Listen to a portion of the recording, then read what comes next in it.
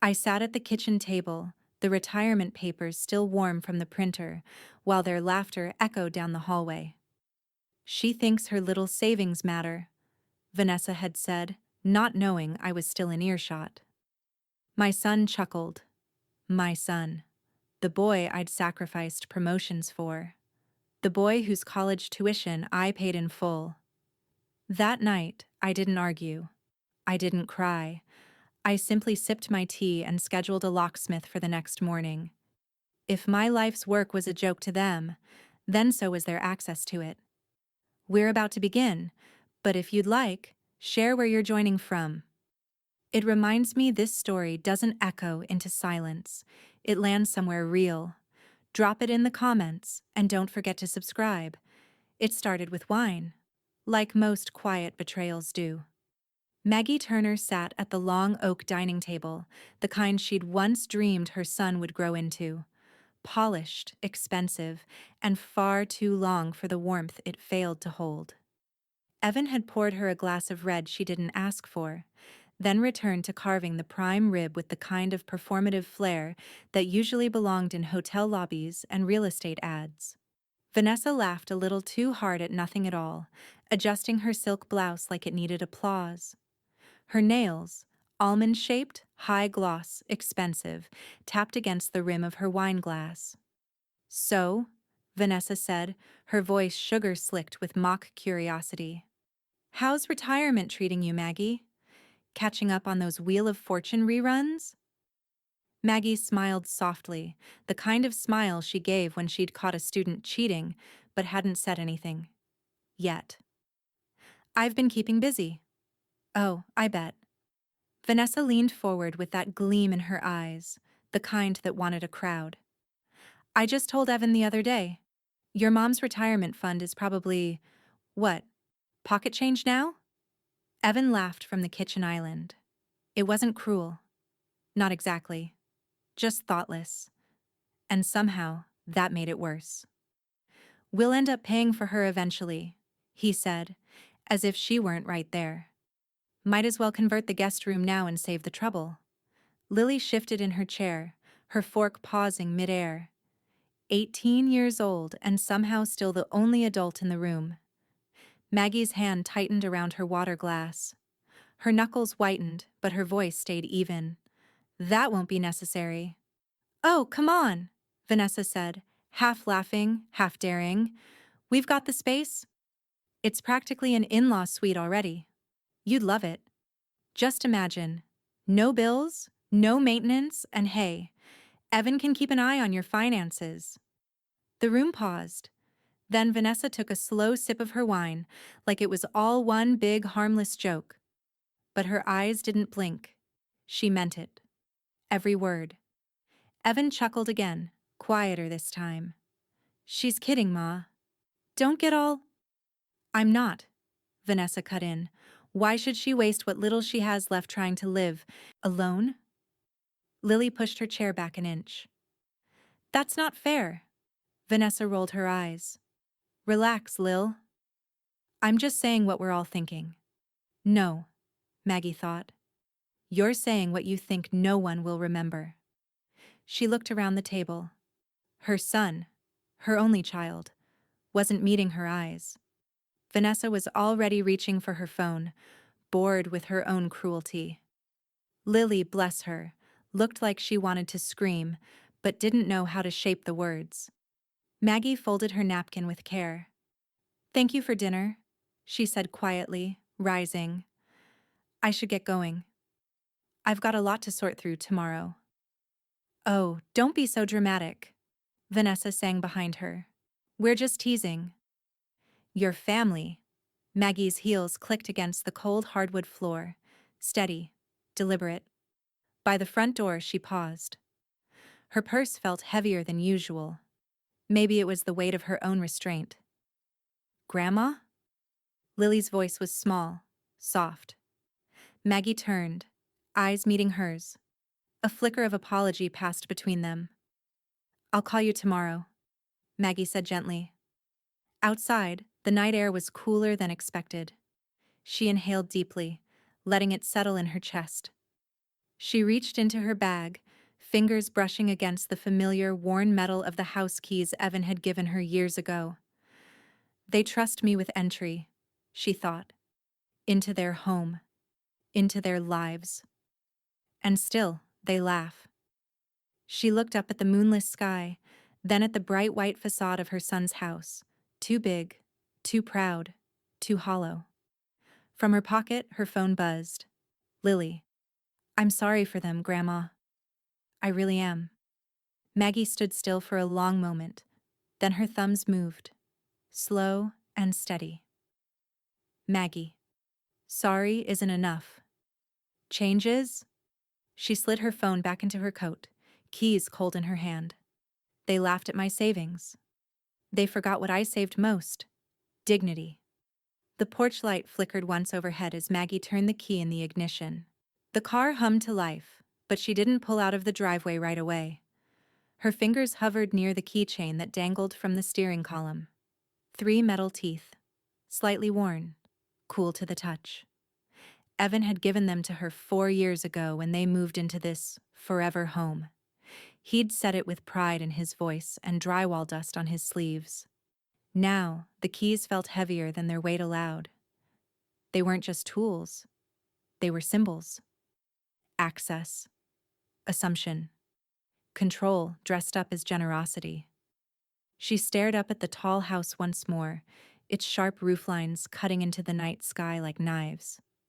They trust me to let myself in, she thought, to water their plants, bring in deliveries, babysit, smile, stay quiet, and be convenient. That trust wasn't love, it was leverage. A small smile broke on her face, not wide, not cruel, just decisive. She slid the gear into reverse and pulled out smoothly, headlights catching a row of identical mailboxes, all prim and approved by the HOA. At the end of the block, she didn't signal before turning. By the time Maggie parked in her own driveway, the moon had shifted behind a cloud. Her modest ranch house looked smaller than ever after Evan's 2-story showroom of a home, but it felt warmer, like the walls still remembered who she was. She shut off the engine, sat for a moment in the silence, then opened the glove compartment. There they were. A second set. Evan's house keys, tagged neatly with a little plastic label, Turner, backup. She rolled them in her palm, letting the cold press into her skin. Inside, she set her bag down carefully, like something sacred, and placed the spare keys on the kitchen counter. The laminate surface bore the scratches of 30 years of living, coffee cups, school papers, late-night letters. Real history. She filled the kettle, set it to boil. The quiet whistle didn't bother her. It matched the hum in her chest. Low, steady, growing. Later that night, she lay in bed, staring at the ceiling fan as it rotated above her like a slow-ticking clock. Sleep did not come. Instead, memory replayed in brutal HD, Vanessa's voice soaked in mockery, Evan's laugh like a nail sliding into soft wood. Maggie had faced classroom tantrums, parent complaints, budget cuts, and retirement without a ceremony. She'd buried her husband in this very bed, folded the flag herself. But somehow, the way they had laughed tonight, carelessly, confidently, hurt more than she'd expected. Her phone lit up on the nightstand. One new message. Lily. I'm sorry for them, Grandma. I really am. Maggie touched the screen, holding the glow against her palm like a quiet confession. Then she typed back. Same as before, but slower this time, deliberate. Maggie. Sorry isn't enough. Change is. She turned off the screen, but didn't let go of the phone. Her fingers stayed curled around it like a promise. In the morning, the spare keys sat exactly where she left them. No movement, no weight lost. She picked them up again, held them in the soft light filtering through the kitchen window. Something flickered behind her eyes. Not resentment, not yet. Just resolve. The keys turned in her hand with a soft jingle. 3 small pieces of metal, But they opened more than doors. They opened a new page. One she would write quietly, but permanently. She tucked them into her jacket pocket, right next to her wallet. Outside, a robin landed on the porch railing, chirping once before flying away. The sky was overcast, but it wasn't gray. It was waiting. Maggie stepped outside, pulling her coat tighter. She locked the door behind her with a sharp click, checked it twice, then walked down the steps toward her car. Her breath clouded faintly in the air as she whispered, "Keys will retire before I do." The bank lobby smelled faintly of fresh carpet glue and artificial citrus. Maggie had never liked that smell. It was too forced, too proud of its own sterility. But it suited her purposes today. Clean, neutral, deceptively calm. She walked past the rows of promotional brochures and ignored the wall-mounted TV flickering muted stock tickers. She wasn't here to be sold to. She was here to draw a line. At the end of the hallway, George Patel stood to greet her. Tall, trim, and precise, he looked like he ironed his shirts by thought alone. He had been her banker for 17 years, not because he was charming or warm, but because he respected math more than marketing. Maggie liked that about him. "Ms. Turner," George said, extending a hand. "Always good to see you. Shall we?" His office smelled like cedar and old printer toner. The walls were lined with framed certificates, all meticulously leveled. A small plant sat on the corner of his desk, a pothos vine that had never once wilted. Maggie sat, smoothing her coat as she did. "I'd like to make some changes," she said. George raised an eyebrow, fingers already gliding across his keyboard. "Changes?" "To the trust account," she said. "And I want a living trust. Ironclad. Everything in my name stays in my name. No access without my signature." He looked at her over the rim of his glasses. "Is something going on?" Maggie's lips twitched. "Let's say there's been a shift in tone within the family." George nodded slowly. "Understood." He turned to the monitor, the screen lighting his glasses with flickers of green and blue. "Well," he said after a pause, "your portfolio is in excellent shape. No debt. Conservative but smart growth. Steady returns. You've actually cleared." He leaned closer. 1.27 million. Maggie didn't blink. "And they think I'm broke." George gave a short exhale. "It's always interesting who assumes what, isn't it?" "They laughed," she said softly, "like I was a burden waiting to happen." He typed something, paused, then looked up. "Do you want to name a successor trustee?" "Yes. My granddaughter Lily. But only after I'm gone. Not a second sooner." "Smart girl, that one," George said, more to himself. Maggie smiled faintly. "She listens." They spent the next 40 minutes combing through documents, assets, property, pension, even the deed to her house. George adjusted language, locked access points, flagged future withdrawal requests. His fingers moved with surgeon-level calm. When he finally slid the documents across to her, the pen sat on top like a loaded trigger. Maggie signed without hesitation. "There," he said, watching her name curl across the final line. "Now no one can touch a cent unless you say so." Not a house key, not a nickel. She leaned back, finally exhaling. "Perfect." George locked the folder into a slim black drawer and clicked it shut. "You know," he said, settling into his seat again, "I see a lot of people come in here after retirement. Some scared, some scrambling. But not you, I. Prepared for everything," she said. "Just not the mockery." There was a long silence between them, not awkward, not heavy, just honest. George nodded.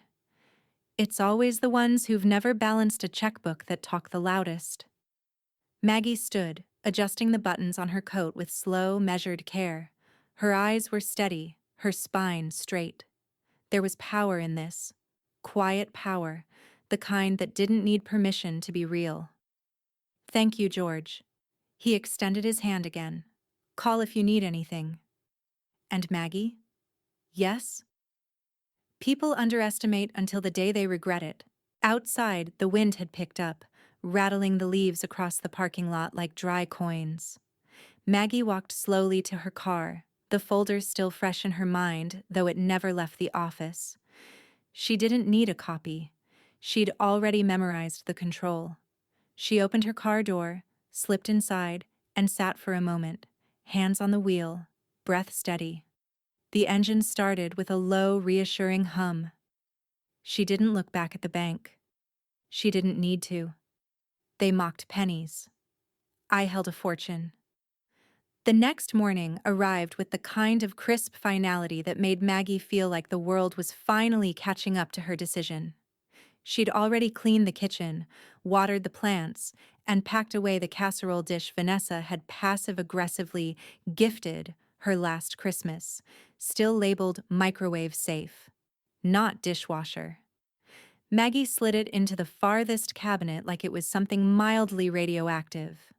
Then, she opened her phone and dialed a number she hadn't used in nearly a year.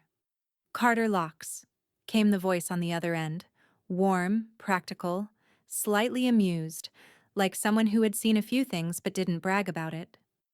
"Sam," she said. "It's Maggie Turner."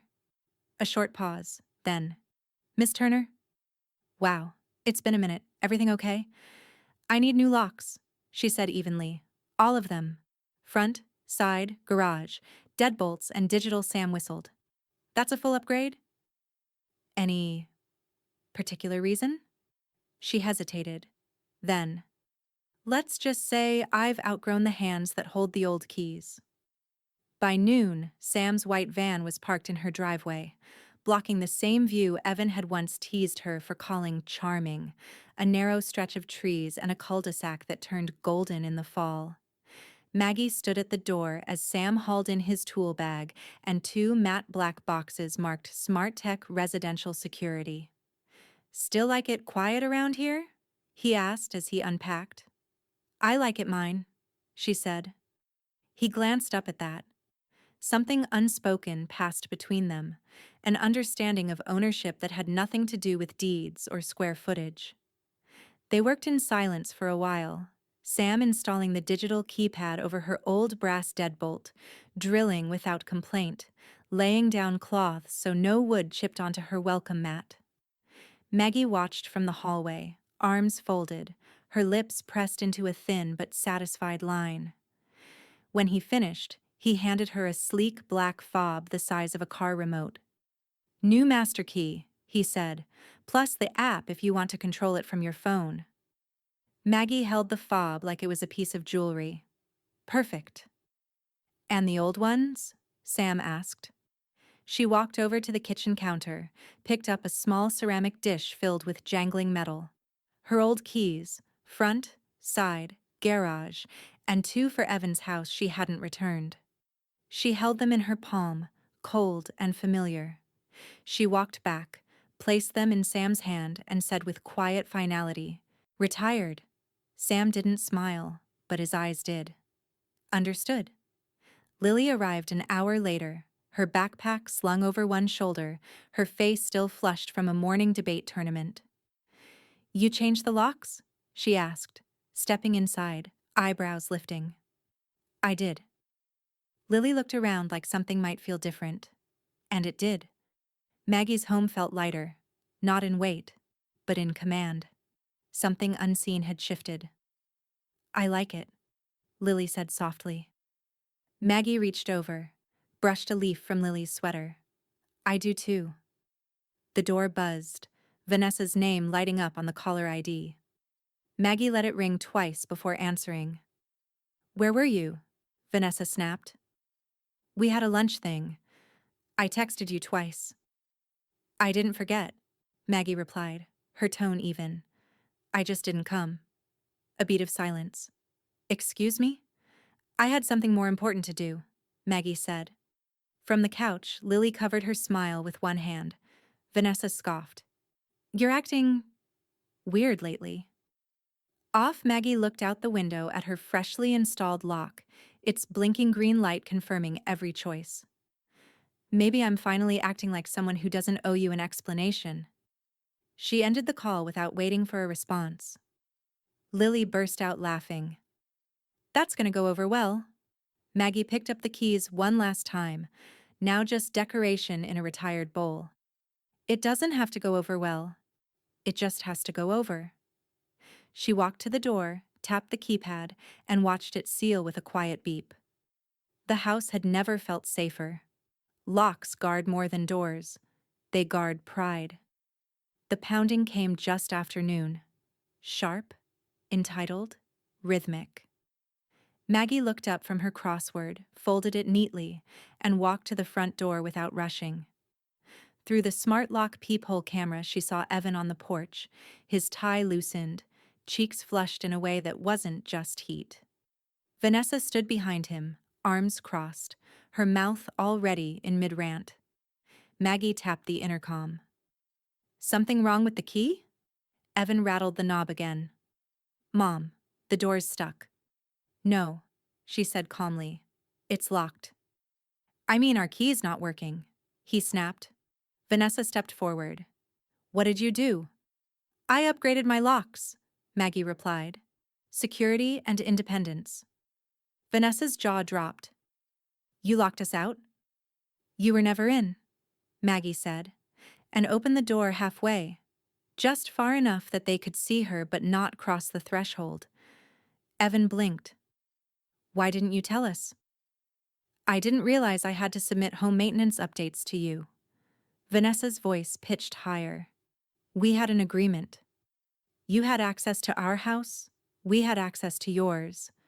It's how families work. Maggie tilted her head slightly. Is that what that was? Because the last time I checked, families don't laugh at each other's retirement funds over a dinner they didn't let you leave with dignity. Vanessa took a step forward. Maggie didn't flinch, but she did slide her foot behind the door, steady as a hinge. You think this makes you clever? Vanessa hissed. We can still move you out of here if it comes to that. This place isn't even. It is, Maggie cut in. It's in my name. My trust. My deed. You'll need a legal bulldozer to pry me off this porch. For a moment, the wind filled in the silence, brushing dry leaves across the concrete like confetti thrown at the wrong parade. Vanessa's lips curled. You think locks change anything? You're still an old woman living alone. I'd rather be alone than owned, Maggie said. And if you're so confident, Vanessa, try to open the door again. Evan opened his mouth to intervene but froze when Sam Carter stepped out from his van across the street, holding a drill and a bag of tools. He looked like a man who'd seen this scene a dozen times, but never with this cast. Sam gave a slight nod in Maggie's direction. Nothing big, just enough to let her know. I saw. I was here. Vanessa turned sharply. And who's he? My locksmith, Maggie said coolly. Just doing his job. Unbelievable, Vanessa spat. You're being dramatic. No, Maggie said. I'm being deliberate. Evan's face was pale now. Mom, why are you doing this?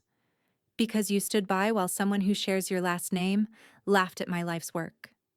And you laughed with her. Look, we didn't mean. You meant every word, she said. And now, you mean every consequence. Vanessa stepped forward again, toe on the edge of the welcome mat. Maggie didn't budge. You'll regret this, Vanessa hissed. We'll go to court. We'll file. We'll move you into that damn guest room whether you like it or not. Maggie leaned forward just enough to let the words drop like small measured stones. Not without a deed. She let that hang there. Cold. Real. Immovable. Evan stepped back, rubbing a hand over his face. Vanessa didn't follow. She just stood there, blinking like she was trying to process a language no one had taught her. Maggie eased the door shut. Not a slam. Just a firm click. She turned back into her home, past the entryway where her late husband's Navy photo still hung. The silence wasn't heavy anymore. It was earned. Outside, she heard footsteps retreating down the porch steps, gravel crunching under tires. A car door slammed harder than necessary. Maggie reached for her phone and texted one word to George Patel. Confirmed. She didn't need to explain further. The documents were locked. The house was hers, legally untouchable. Her fortress of steel and signature. At the window, she watched their car pull away. For the first time in a long time, she didn't feel like someone's mother, or someone's burden, or someone's afterthought. She felt like a woman who had just put a wall between mockery and herself. They laughed. Now they wait outside. The first post appeared just before 9 a.m. A grainy photo of Maggie's house, zoomed in, off-center, captioned in all caps. So-called family locks us out. Greedy old woman thinks she owns the street. Vanessa had always been theatrical, but online, she became something else entirely. Part victim, part celebrity, part HOA martyr. The comments rolled in within minutes. This is why elders need supervision. Kinda sounds like you messed up, girl. You locked your own mom out? Or she locked you out? LOL. Yikes. Family drama ain't for Facebook. By noon, 3 separate neighborhood moms had reposted screenshots to their group chat titled Briar Creek Queens, where Lily was quietly a silent observer. She didn't say much, but she knew exactly when to start collecting receipts. At the kitchen table, Maggie sipped her Earl Grey in silence, the lemon slice floating calmly despite the digital chaos. Lily scrolled through her phone, thumbs quick, face unreadable. She's really spiraling, Lily said flatly, holding up the screen. Want to see? No need, Maggie said, eyes never leaving her teacup. Just archive everything. Already done, Lily had created a folder. Unhinged evidence greater than Vanessa rants. Maggie set her tea down, not clinking the saucer. How's Evan responding? Let's see. Lily tapped a few times. He commented on one of her posts. Said she needed to take it down. Called it embarrassing and misleading. Vanessa deleted his comment. Maggie gave the smallest nod. He still thinks he can fix things from inside a sinking ship. Lily sighed. I don't get it. You've always been there for him. Sometimes, Maggie said, love turns into rope. And they learn to pull, not hold. Outside, a dog barked in the distance. Somewhere down the block, a lawnmower kicked on, then off again. But inside Maggie's house, there was stillness. The kind of stillness people mistook for weakness until it folded around them like armor. Lily glanced at her again. You're really not going to respond? No, Maggie said. But she's lying. Maggie reached for her cup again. And loud liars love reactions. They live off them like sugar. She took a long sip, then added, let them tire their jaws. I'll wait.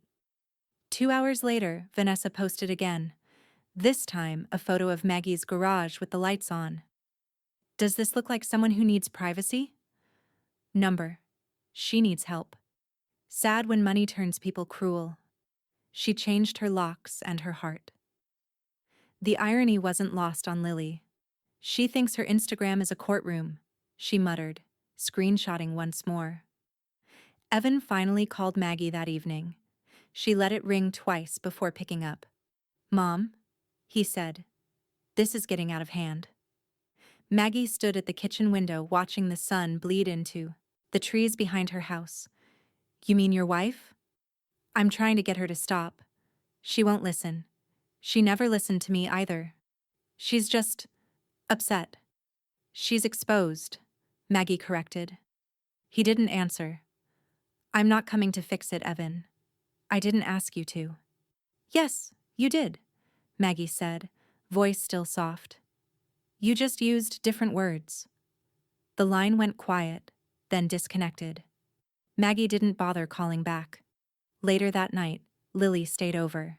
She lay curled on the sofa with her laptop, watching Netflix, but half her attention stayed on her phone, still capturing, still archiving. From the recliner, Maggie watched the fireplace flicker with artificial flame. "You don't have to do all that."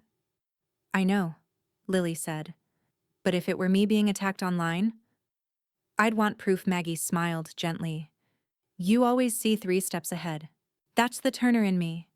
A silence passed, gentle but loaded. Then Lily whispered, as if not to disturb the air too much, "You're winning without shouting." Maggie looked at her granddaughter. There was a sadness in her eyes, but not weakness. Just wisdom, earned and etched in silence.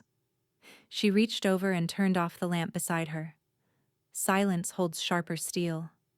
The call from George came early, too early for small talk. Maggie answered on the second ring, still in her robe, tea steeping quietly in the kitchen behind her. "George?" she asked. His voice was clipped. Professional, but less polished than usual. "I just received a flagged request from a branch downtown. Someone called posing as Evan Turner, your son. They tried to access your trust." Maggie gripped the phone tighter. "Using his real name?" "Yes. Claimed he was your financial proxy. Said you'd authorized him verbally. The teller didn't buy it and alerted security. The transaction was blocked." "But Maggie, they had your account number." The water behind her kettle began to hiss. Maggie didn't move. "Could it have been Evan?" George asked cautiously. She closed her eyes. "No, it wasn't him." George paused. "Then that narrows it." It did. And Maggie didn't need a jury to say the name aloud. By noon, she was sitting across from Daniel Price, estate attorney and legal brick wall in a tailored gray suit. His office smelled like expensive wood polish and paper that hadn't been touched yet. "This kind of impersonation is felony level, Mrs. Turner," he said, flipping through the bank documentation George had sent over. "Attempted fraud on a protected account. Trust or not, it's prosecutable." "She used Evan's name," Maggie said, watching the steam rise from the untouched cup of coffee Daniel had offered her. Daniel nodded. "Which makes him legally vulnerable, unless we separate him from the attempt completely. I'll get an affidavit from the bank, and we'll file a notice of potential fraud with the county registrar. It'll make contesting your trust harder, too." "She's not going to stop," Maggie murmured. Daniel leaned forward. "Then neither should we." That evening, Lily was upstairs on a FaceTime call with a friend when she heard it. Vanessa's voice, loud and careless, filtering through the speaker of someone else's phone. She paused, muted herself, and listened. "Vanessa. She's old. All that money and nothing to do with it. I give it 2 months. We'll bleed her out and then take the house back." Laughter followed. Muffled. Hollow. Lily's friend lowered the phone. "Sorry. She didn't know I was on with you." Lily didn't respond. She just clicked record. Downstairs, Maggie was setting the table with calm hands, chicken roasting in the oven, rosemary in the air. Her home smelled like memory, not fancy, not performative. Real. Lily walked in slowly, phone in hand. "I have something," she said. Maggie looked up. Lily played the recording. Vanessa's voice was unmistakable, sharp, smug, filled with rot. When it ended, Maggie stood very still. "She said bleed her out," Lily whispered. Maggie gave a small nod. "Not me. Not today." Later, Maggie sat in her reading chair as the evening folded in around her. The house was still, safe. The documents were secured, the locks were changed, and now there was proof. Her phone buzzed once. A message from Daniel. "Recording received." "That helps more than you know." She leaned her head back, eyes closed for a long moment, letting the weight settle not on her, but behind her, like something pushing her forward. not pulling her down. The next move would be legal, measured, quiet, but irreversible. Fraud feeds on arrogance. The envelope arrived by courier, thick with legal weight and perfectly creased corners. Maggie didn't need to open it to know what it was. But she did anyway, slowly, methodically, like peeling back the first page of a new chapter. At the top, protective order, filed and granted. The language was precise. Evan and Vanessa were barred from accessing Maggie's accounts, property, or person without written consent. Any attempt to override her trust would now trigger a fraud investigation, automatically referred to the district attorney's office. Daniel had moved fast. Maggie set the documents on the kitchen counter. Her house smelled of lemon polish and quiet control. Evan showed up that evening, alone. Maggie opened the door but didn't invite him in. He stood on the porch in a button-down shirt and slacks, his shoulders slouched like someone who knew he was running out of sides to stand on. "You filed against us?" he asked, holding up the envelope she already had a copy of. "Not us," Maggie said. "Her. You included me. You gave her your name, Evan. And she used it like a crowbar." His mouth opened, then closed again. "I didn't know." "That's the problem," she said. "You never do." He looked past her, toward the living room window where Lily's silhouette moved behind drawn curtains. "Do you think this is easy for me?" he asked. "I think you've let easy guide you for most of your life." A long silence sat between them. Then quietly, he said, "I didn't sign up for this war." "No," Maggie said, stepping back inside. "But you watched the opening shots." And she shut the door, gentle but final. Later that night, Vanessa posted again. No names, just vague outrage. "Being treated like a criminal when all I wanted was fairness. Disgusting." The comment count was smaller now. People were tiring of her narrative, but inside Maggie's home, everything was alive with motion. Lily sat on the floor with her laptop open and 3 labeled folders glowing on the screen. Documents, screenshots, audio. Her fingers moved fast, her focus razor sharp. "Daniel wants everything scanned and sent tonight," she said. "He's prepping a full case file. He thinks she'll try to counterfile." "She will," Maggie said, standing at her small fireproof safe in the hallway closet. She reached in and took out a velvet pouch of heirloom jewelry, her wedding ring, her mother's brooch, and the delicate diamond earrings Lily would someday inherit. She laid them gently in a smaller lockbox beside the deeds, the living trust folder, and a sealed envelope labeled, "In case of emergency, Lily." From the doorway, Lily watched. "You think she'd try to take your jewelry?" "She'll try to take anything that shines," Maggie said. The knock on the door came just after 9 p.m. Maggie opened it to find Chloe Miller, the HOA president from 3 doors down, standing with a plastic Tupperware dish and a knitted cardigan that smelled faintly of gardenias. "I saw the post," Chloe said. "She's running out of audience." Maggie stepped aside to let her in. "You didn't have to come." "I know. But I remember what it feels like when people assume the loudest person must be the right one." They sat at the kitchen island, Chloe unwrapping still warm cornbread like it was a peace offering from a better world. "She underestimates you," Chloe said softly. "But I don't." "I used to underestimate myself," Maggie replied. They shared the kind of silence only women of a certain age could share, where words were optional and strength had nothing to prove. Later, as Maggie locked up for the night, she passed the door Lily had already shut and moved quietly down the hallway to double-check the safe. Click, click. Locked. She turned off the lights one by one, the house dimming like a theater closing for intermission. Outside, wind brushed dry leaves against the new smart locks, motion-triggered and steel-lined. Inside, Maggie stood still in the dark and whispered, "Steel doors. Paper shields. Ready." Daniel's office was quiet but tense, like a courtroom before the jury entered. The only sound came from his pen clicking open, and the low rustle of documents being laid in a neat, deadly pile across his glass desk. The trust is solid. The bank records support that she attempted access without authorization, and the social media posts help establish motive, Daniel said, flipping through the stack. What we have now is airtight. Across from him, Maggie sat with her hands folded in her lap.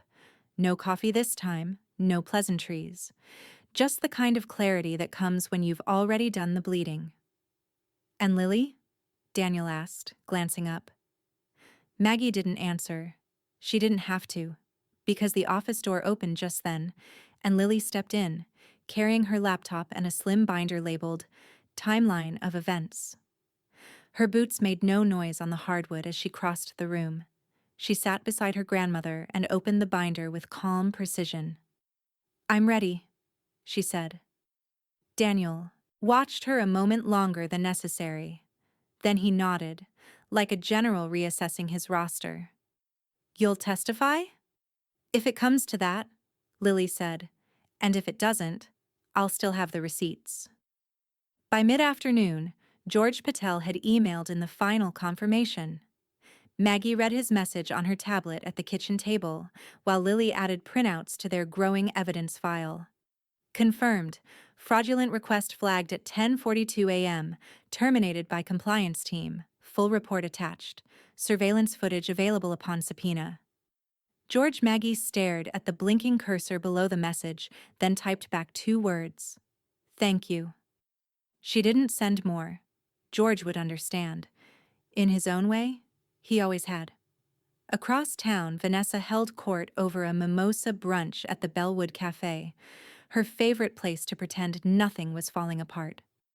"She's old and scared," she said, swirling her orange juice. "All these legal tricks?" "It's desperation. She knows we'll win eventually." Her friends, new money, old gossip, nodded sympathetically, eager to be seen with someone in the middle of a scandal. "Isn't her granddaughter siding with her?" one asked. Vanessa rolled her eyes. "She's just playing detective. Teenagers love drama." She smiled, but her eyes were glassy. The laugh she forced sounded brittle, like something about to crack. "Besides," she added, "once this goes to court, I'll flip it." "I always do." Maggie sat in the quiet of her living room that evening, the fireplace humming a low, comforting rhythm. Her phone buzzed once. Evan. She stared at the screen.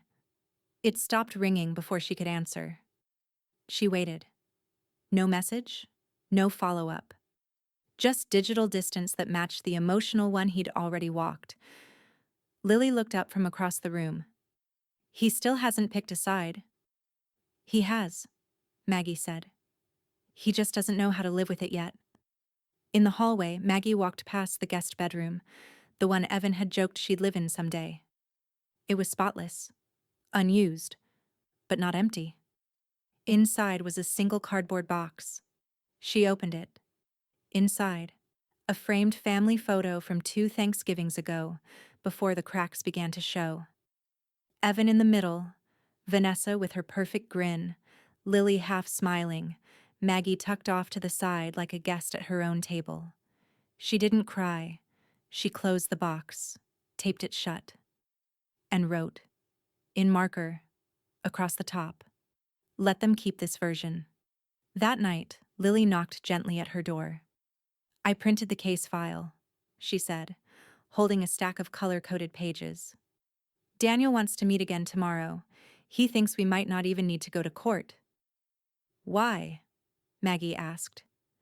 "Because the prep is so clean, it speaks for itself." Maggie smiled, tired but anchored. "Good. Let silence do the talking for once." Lily placed the file beside the nightstand and turned off the light as she left. The room dimmed, and, Maggie whispered to the dark, silence in prep roars in court. Courtroom 2B smelled faintly of stale coffee and nerves. Maggie sat upright on the wooden bench, her hands folded neatly in her lap, spine straight but never stiff. Daniel Price sat beside her in a tailored gray suit, a man armed with paper and precedent. On the other side of the room sat Vanessa, flanked by a young, overconfident attorney and a husband who looked like he'd rather be anywhere else. Vanessa wore white. Maggie almost smiled at the cliché. The judge, a woman in her 60s with a face that had no patience for theatrics, called the session to order. A court clerk shuffled papers. A bailiff stood at the door like a silent guardrail. And then it began. Vanessa's attorney stood first. Your Honor, we're filing for an emergency reassignment of financial and legal responsibility on behalf of my client, Vanessa Turner, daughter-in-law of Margaret Turner. We believe Mrs. Turner to be mentally unfit to manage her finances, which may place her estate and safety at risk. Maggie didn't blink, but Daniel's pen tapped once, and then stopped. The judge raised a brow. Mental unfitness? Based on what? The attorney smiled like he was selling something. A pattern of erratic behavior. Locking out family members, refusing communication, hoarding assets unnecessarily. We also have reason to believe she's under the manipulative influence of her granddaughter. Lily's jaw tightened in the gallery, but Maggie placed a calming hand over her own knee. Daniel stood. Your Honor, what the petitioner is describing is not erratic behavior. It's called boundary setting. And we have clear, legal documentation, including a 7-figure living trust, bank records, and notarized statements confirming that Mrs. Turner is fully competent, financially stable, and, in fact, the victim of an attempted fraud by the petitioner. He stepped forward, file in hand. Exhibit A, Maggie Turner's trust, dated and notarized. Exhibit B, fraud attempt report from Bank South, including audio transcripts and time-stamped alerts. Exhibit C, digital records of public online defamation by Mrs. Vanessa Turner. The judge waved him forward. As the documents were passed to the bench, Daniel turned toward the gallery. And if Your Honor would allow, we also have a witness prepared to testify. Mrs. Turner's granddaughter. The judge glanced over her glasses. Step forward, Miss Turner. Lily rose. Every footstep echoed too loudly. She didn't shrink from it. I'm Lily Turner. I live with my grandmother. I saw the way my parents treated her, mocked her finances, tried to access her accounts. I heard them talk about bleeding her out. I recorded it. I gave it to Mr. Price. I printed screenshots of the Instagram posts. And I watched my grandmother put everything in order when no one thought she even had anything to protect. Daniel gently stepped forward. Lily, in your observation, is your grandmother of sound mind? Lily's voice didn't waver. She's the sharpest person I know. A beat of silence. The judge turned toward Vanessa. Do you have any credible evidence of mental incapacity? Medical documentation? Prior diagnosis? Anything not based on your personal opinion? Vanessa's mouth opened, but her attorney placed a gentle hand on her arm. Too late. No, Your Honor, he said. We withdraw the motion. I think that's wise. The judge turned to Daniel. As for your counterclaim, we are officially entering all evidence into the record. This court acknowledges Mrs. Margaret Turner as the sole controller of her financial estate. And I'm forwarding the fraud report to the district attorney's office for review. If charges are appropriate, they'll follow. Vanessa's face drained of color. Maggie exhaled, quiet and precise. And Mrs. Turner, the judge added, looking over her glasses. For what it's worth, you've run a tighter ship than most people half your age. Maggie's lips lifted. Thank you, Your Honor. Outside the courtroom, the sun hit hard on polished marble steps. Reporters hadn't shown. It wasn't that kind of case. But word would spread, Maggie knew.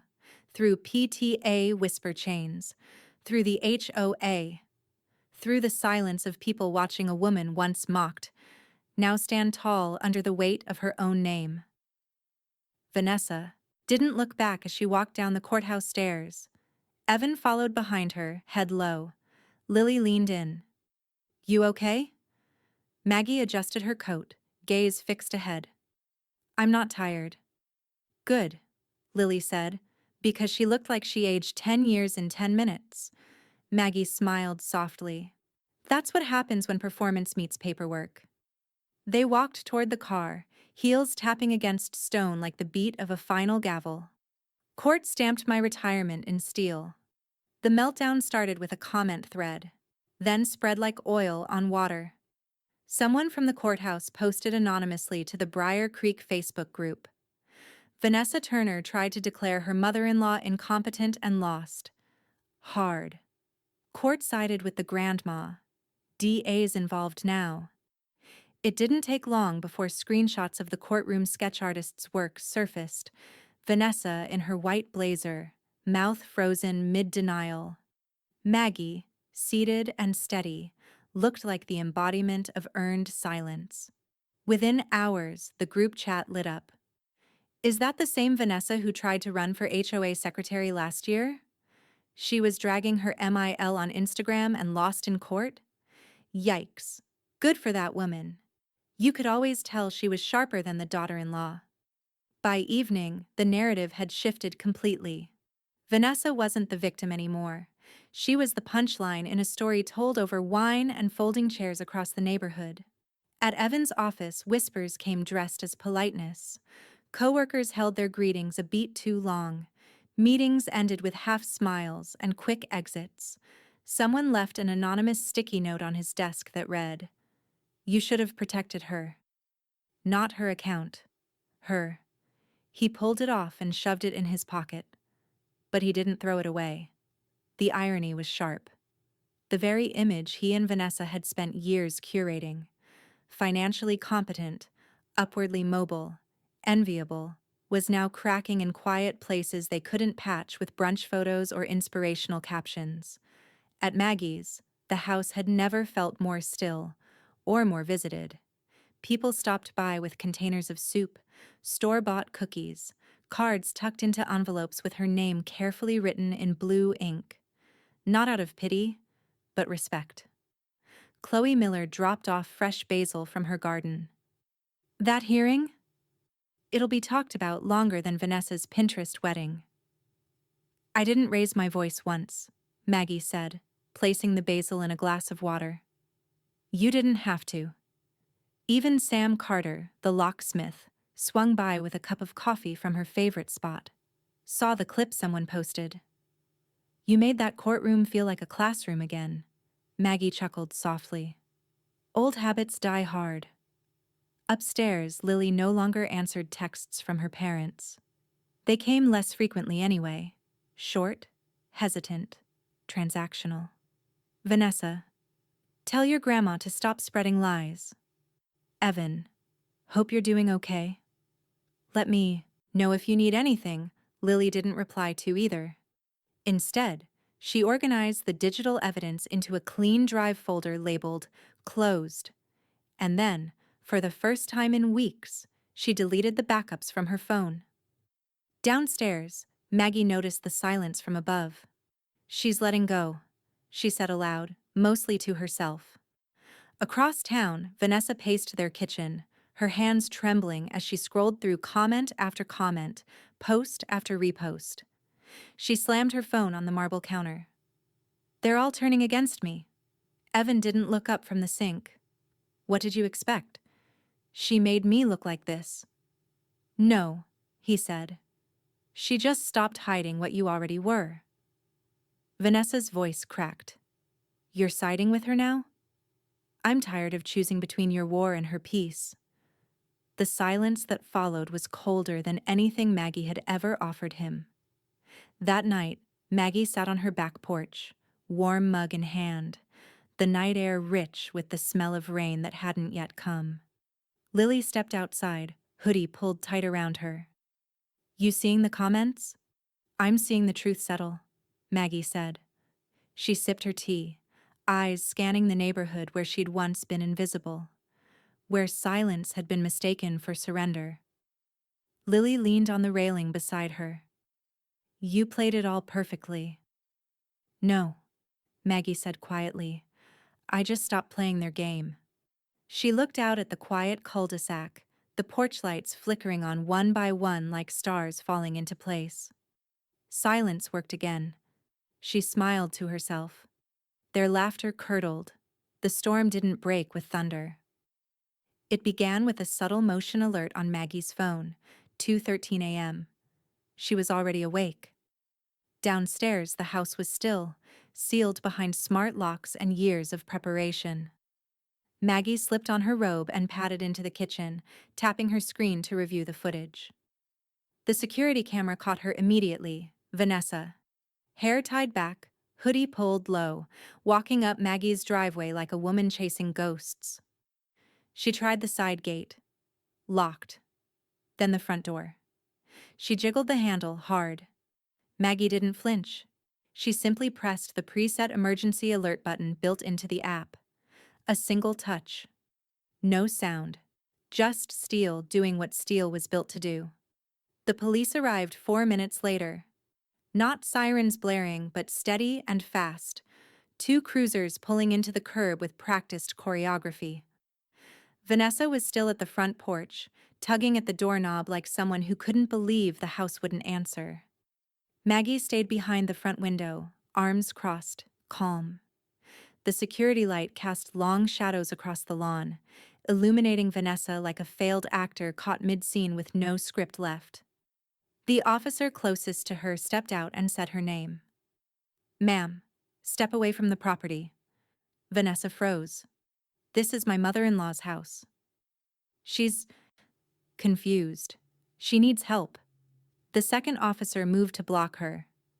You've been legally restricted from this property. We've confirmed a protection order is in place. You're trespassing. Maggie opened the door. Not wide, just enough. She's been warned, she said softly. I have camera footage of her trying the gate and the door. Vanessa's head whipped around. You're seriously doing this? Maggie met her eyes. No, Vanessa. You did this. The officers didn't argue. One read her Miranda rights. The other cuffed her wrists behind her back. The clink of steel echoed louder than the rustle of leaves on the lawn. Vanessa sputtered. Evan's on his way. You'll regret this. Maggie stepped back inside and shut the door. 10 minutes later, headlights flared across the windows. Evan's car skidded to a halt. He rushed to the curb just in time to see Vanessa being helped into the back of the cruiser. His voice cracked into the night air. Wait, can't we talk about this? The officer turned to him. Sir, she violated a court order. The arrest is being processed. I didn't know she was coming here, Evan said, desperation thick in his throat. She didn't tell me. No one answered. Maggie didn't open the door again. Not this time. Inside, Lily stood in the hallway, arms wrapped around herself, phone still in her hand. She actually did it, she whispered. She really tried. Maggie nodded, her voice even. Desperate people don't read warning labels. They read what they want. They stood in silence, listening as the police cars pulled away. Lily looked over at her grandmother. You okay? Maggie moved to the safe in the hall and checked it, out of habit more than fear. The locks beeped once as she relocked it. I'm not shaken, she said. I'm confirmed. The next morning, the footage was already circulating in a few closed groups, not shared by Maggie, not shared by Lily, but someone had leaked it. Maybe a neighbor's camera, maybe a police dispatcher. It showed everything. The late-night trespass, the police calmly removing Vanessa in cuffs, the look on her face when the door wouldn't open for her. Chloe stopped by again, this time with croissants and a wink. Guess steel doors work better than public shaming. Maggie took the bag, eyes soft with gratitude. They were never about keeping people out. Then what were they for? Maggie looked out the window toward the empty street where the sky was beginning to clear. To remind me who I let in? That afternoon, Maggie found Lily on the porch swing, curled under a blanket with a textbook open and earbuds in. You don't have to stay here, Maggie said gently. I know, Lily replied, but she's never coming back from that. And I'm not going where she'll try. Maggie sat beside her. She'll never learn, Lily said. No, Maggie agreed. Steel locks wrote her lesson. The folding chairs were metal, mismatched, and unkind to backs, but they filled fast. Briar Creek's biannual HOA meetings rarely drew a crowd larger than 10, maybe 15 if someone brought cookies. Tonight, there were over 40. The community hall buzzed with anticipation. Not murmurs, not gossip, just the charged quiet of people waiting to see if what they heard was true. Vanessa wasn't there. Her chair sat empty, name card curling at the edges like it knew it would be ignored. A stack of photocopied newsletters remained untouched beside it. Her resignation from the HOA board hadn't been formal, just inevitable. Evan sat alone in the back row, a baseball cap pulled low, his wedding ring missing. Chloe Miller called the meeting to order with a calm that only came from a garden well-watered and a truth well-documented. Before we begin tonight's agenda, I'd like to address an issue that's been circulating in, well, more places than I ever expected. Some nervous chuckles. Some eyes darted toward Evan. Most didn't. Chloe nodded toward the front row. Mrs. Maggie Turner has requested to make a brief statement. Maggie stood. She didn't need the microphone, but she took it anyway. It wasn't about volume. It was about clarity. Many of you know there's been noise. Online. Around town. In court. She paused. Not for effect. For breath. I never asked for it. I only asked for peace. And when that wasn't respected, I asked for boundaries. A few heads nodded. Someone murmured, Amen. My locks were changed, not as a weapon, but as protection. My finances secured not out of spite, but out of necessity. Daniel stood beside her, holding a leather folio. He opened it and began handing out copies, court records, protective orders, proof of the fraud attempt. Everything neatly itemized, transparent. Maggie continued, I stayed quiet longer than I should have. That won't happen again. She gestured lightly to Lily, who stood and walked to the projector set up near the snack table. I don't want to relive this, Lily said, but it's important. She hit play. First, Vanessa's Instagram rant titled, This Old Woman's Greed. Then, the audio clip of her voice, cruel and triumphant. We'll bleed her out. Finally, the footage. Vanessa on Maggie's porch in the middle of the night, tugging at the locked door. Then, the police. The cuffs. The room was still when it ended. No whispers. No looks. Then softly, someone clapped. Then another. Until the room filled with the kind of applause not meant for performance, but for courage. Maggie smiled, only slightly. Enough. Chloe returned to the podium. I believe we owe Mrs. Turner an apology, and more than that, our respect. I move we strike Vanessa Turner's pending nomination for next year's events committee and officially censure her behavior as unbecoming of HOA standards. The motion passed unanimously. No one asked Evan to vote. He sat in the corner, shoulders slumped, eyes on the carpet like he wished he could sink into it. When Lily passed him, she didn't pause. She didn't speak. Her silence said enough. You watched her do this. You watched me too. The meeting continued. Talk of trash pickup schedules, a new mailbox policy. But Maggie no longer felt like a background player. She was the woman the room looked to now. At the end of the night, as the chairs scraped back and people filtered out under the soft glow of parking lot lights, neighbors touched her shoulder, her elbow, her hand. You handled it with grace. I'd have lost my mind. You didn't flinch. My mother went through something similar. Thank you for standing up. Maggie nodded. She didn't soak it in like praise. She accepted it like a returned deposit. Outside, Lily unlocked the car with a beep. "You okay?" she asked. "I'm tired," Maggie admitted, sliding into the passenger seat. "But not defeated." Lily smiled. "You didn't have to win loud."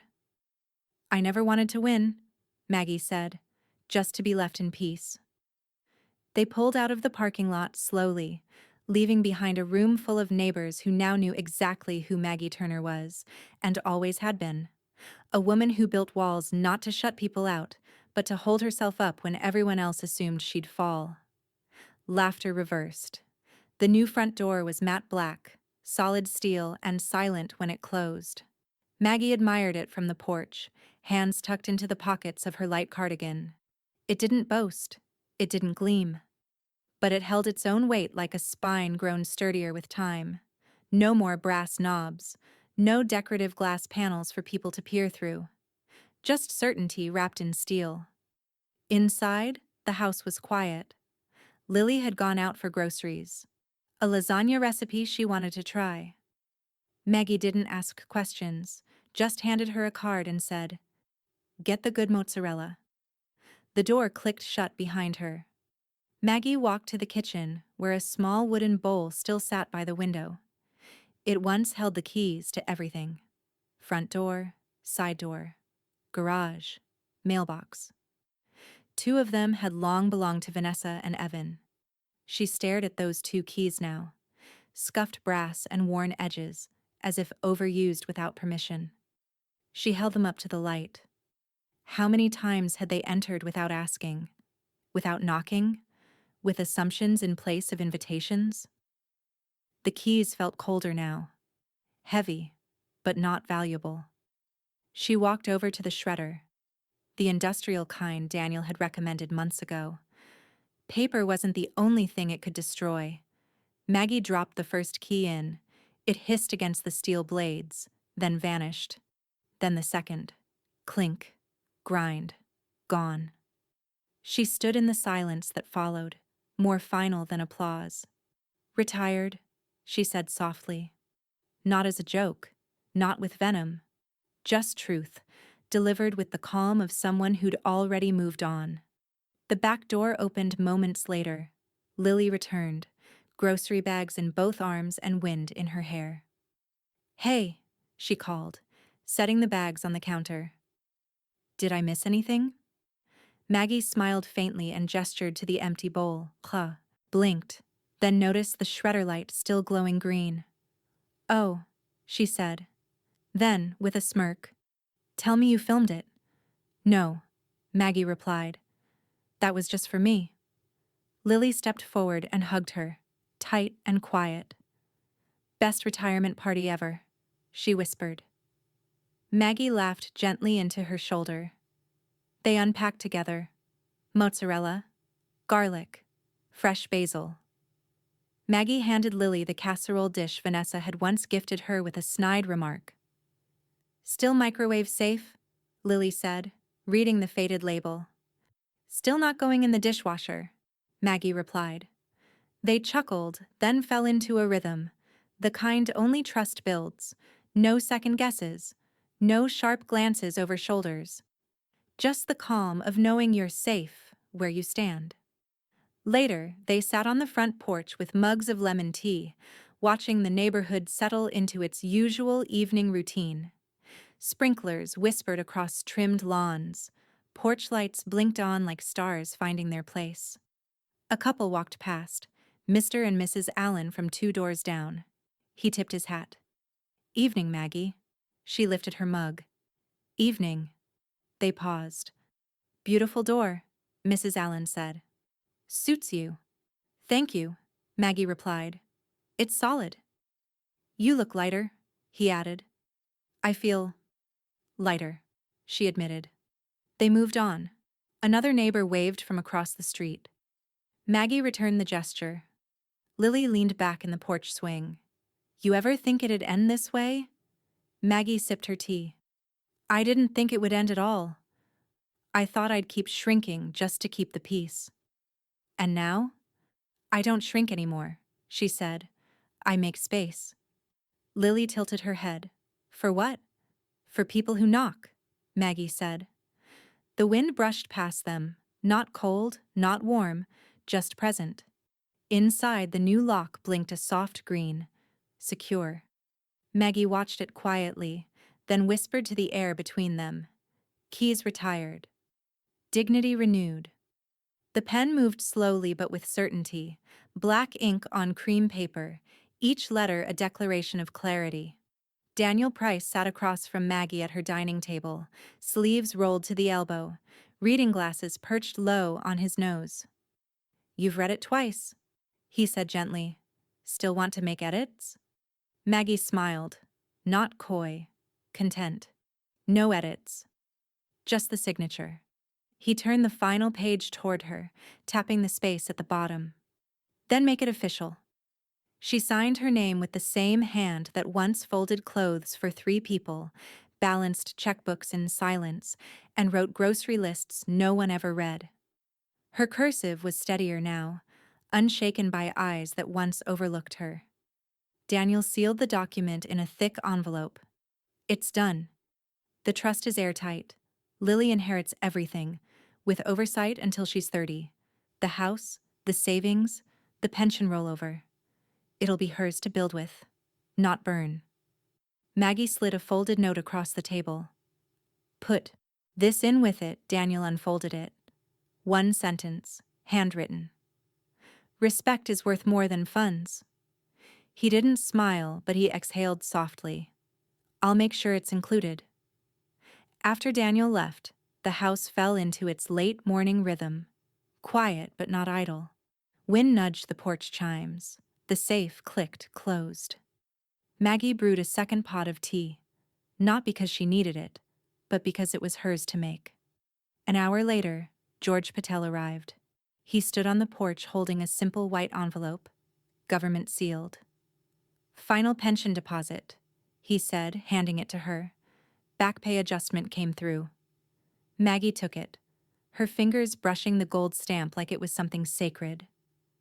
"I used to think this was the only thing I'd leave behind," she murmured. George nodded. "Turns out you're leaving something better." He tipped an imaginary hat and turned to go. Inside, Lily had just come down the stairs, hair still damp from the shower, hoodie too big, face glowing from sleep and certainty. "Who was that?" she asked. "George," Maggie said. "Delivered the last check." Lily beamed. "You're officially retired." "I was already retired," Maggie said, her voice soft but steady. "Now I'm just acknowledged." Lily crossed the kitchen, picked up the will envelope, and turned it over. "This is for me?" Maggie nodded. "Eventually? When it matters. When you need it, not just want it." Lily pressed it to her chest, joking. "Should I cry now or later?" "Neither," Maggie said. "Just don't waste it. Don't use it to prove anything. You've already proven enough." Lily blinked faster than usual. Maggie reached for the note Daniel had left. A second copy of the line she'd written, now tucked neatly into the final trust file. "Respect is worth more than funds." She looked up at Lily. "You gave that back to me." "I didn't give you anything," Lily said. "I just finally saw what was already yours." They stood in that truth for a while. No performance, no applause, just generational steadiness shifting hands like good silver. Later that evening, Maggie sat on the porch with her tea and a pen, scribbling in the margin of a book she'd read 4 times already. She paused, looked out at the street. The cul-de-sac was quiet. Kids rode scooters. Someone grilled.